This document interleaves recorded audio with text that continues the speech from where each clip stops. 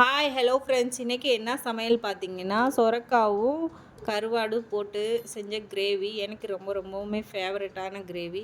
கருவாடை செய்யணும்னா இப்படி செய்யுங்க, சூப்பராக இருக்கும். கருவாடை நம்ம ஃபஸ்ட்டு எண்ணெயில் பொரித்து எடுத்துக்கலாம். நல்லா கழுவி சுத்தம் பண்ண கருவாடு சுடுதண்ணியில் கழுவி எடுத்து வச்சுருக்கேன். இதை நல்லா எண்ணெய் சூடானதும் எண்ணெயில் நம்ம போட்டு பொரித்து எடுத்துக்கலாம். இது பொரித்து எடுக்கும்போது தான் நல்லா வேகவும் செய்யும். கருவாடோட அதிகமாக ஸ்மெல் இருக்காது. அந்த கருவாடு ஸ்மெல் நல்ல ஒரு டேஸ்ட்டான ஸ்மெல். அது சாப்பிடணும்னு தோன்ற ஸ்மெல்லே இந்த வறுக்கும்போது தான் வரும். இப்படி பண்ணி கொடுத்தீங்கன்னா எந்த ஒரு கருவாடு வாசனையும் இல்லாமல் வீட்டில் எல்லாருமே நல்லா சாப்பிட்டுக்குவாங்க.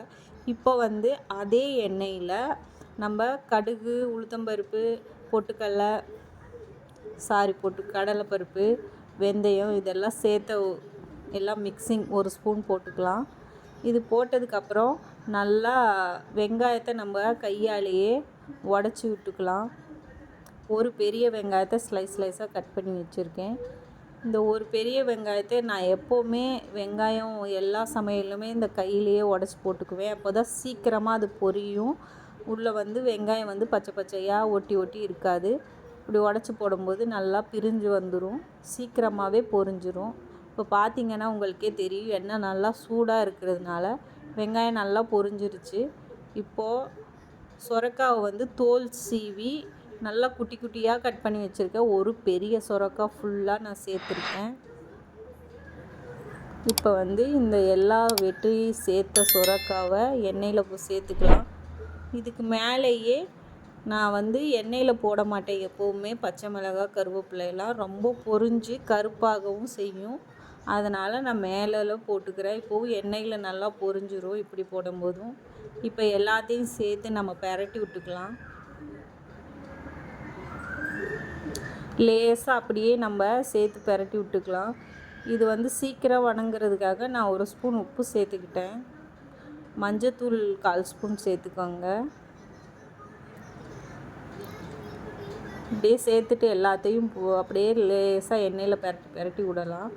இது நல்லா வேகணுன்னா நீங்கள் இப்படியே பரட்டிக்கிட்டு இருந்தால் வேகாது, தண்ணியும் விடாது. இதுக்கு ஒரு தட்டை போட்டு மூடி வச்சிட்டிங்கன்னா சீக்கிரமாகவும் வேகும், அதுலேருந்து தண்ணியும் விட்டுரும். இப்போ பார்த்திங்கன்னா உங்களுக்கே தெரியும், ஒரே 5 நிமிஷத்தில் தண்ணியும் நல்லா விட்டுருச்சு. நல்லா சீக்கிரமாக வெந்துடும். சொரக்காய் சீக்கிரமாக வெந்துடும். நம்ம சும்மா பெரட்டிக்கிட்டே இருந்தோம்னா தண்ணியும் விடாது, அதுக்கப்புறம் சொரக்காவும் வேகாது. அதுக்கப்புறம் பார்த்திங்கன்னா ஒரு 2 தக்காளியை குட்டி குட்டியாக கட் பண்ணி போட்டிருக்கேன். மிளகாத்தூள், அதுக்கப்புறம் ஆச்சி குழம்பு மிளகாத்தூள், மல்லித்தூள், சீரகத்தூள் 2 சேர்த்து போட்டிருக்கேன். ஒவ்வொரு குழம்பு மிளகாத்தூள் மட்டும் 2 ஸ்பூன், மிச்சது எல்லாமே மல்லித்தூள் 1/2 ஸ்பூன், சீரகத்தூள் 1/2 ஸ்பூன், அதுக்கப்புறம் மிளகாத்தூள் 1 ஸ்பூன், குழம்பு மிளகாத்தூள் மட்டும்தான் 2 ஸ்பூன். இதெல்லாம் போட்டு நல்லா எல்லா பக்கமும் படுற மாதிரி பெரட்டிட்டு மூடி வச்சு அந்த மசாலாவோட பச்சை ஸ்மெல் எல்லாமே போயிடும். அதுக்கப்புறம் நம்ம பொரிச்சு வச்ச கருவாடும் நம்ம கொத்தமல்லியும் இந்த டயத்துலேயே சேர்த்துக்கிறேன்னா, ஏன்னா இப்போ அந்த கொத்தமல்லிக்கு இந்த எண்ணெயிலே பெரட்டும் போது நல்லா ஸ்மெல் வரும் அதோடது. அப்புறம் தேவைக்கேற்ப கொஞ்சமாக தண்ணி ஊற்றிக்கிறேன். உங்களுக்கு தண்ணி இது நான் கொஞ்சம் வேகிறதுக்கு தண்ணி தேவைப்படும், அதனால் கொஞ்சம் எக்ஸ்ட்ராவே தண்ணி ஊற்றிக்கோங்க. உங்களுக்கு எவ்வளோ தண்ணி இந்த ஸ்டேஜில் எவ்வளோ தண்ணி தேவையோ அந்த தண்ணி சேர்த்துக்கோங்க. நான் ஒரு கப் அளவுக்கு தண்ணி சேர்த்துருக்கேன் அப்பப்போ கொஞ்சம் கொஞ்சமாக. இப்போ இது எல்லாத்தையும் சேர்த்துட்டு உப்பு பார்த்துட்டேன். உப்பு கொஞ்சம் கம்மியாக இருக்கிறதுனால நான் கொஞ்சம் இந்த ஸ்டேஜ்லேயே உப்பும் சேர்த்துக்கிறேன். இதுக்கப்புறம் நம்ம ஒன்றுமே பண்ண தேவையில்லை. இதை மூடி போட்டு நல்லா வேக வச்சோன்னா சரி, ஒரு 5 நிமிஷம் அவ்வளோதாங்க. நம்ம கருவாடு சொரக்காய் கிரேவி சூப்பராக ரெடியாக இருக்கும். நீங்கள் இந்த மாதிரி ஒரு டைம் செஞ்சு பாருங்கள், ரொம்பவுமே பிடிக்கும்.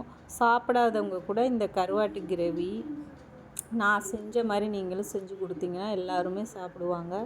எனக்கு ரொம்பவுமே பிடிச்ச கிரேவி இது. கன்ஃபார்ம் உங்கள் வீட்லேயும் ட்ரை பண்ணுங்கள். ட்ரை பண்ணி பார்த்துட்டு எப்படி இருக்குன்னு கமெண்ட் பண்ணுங்கள்.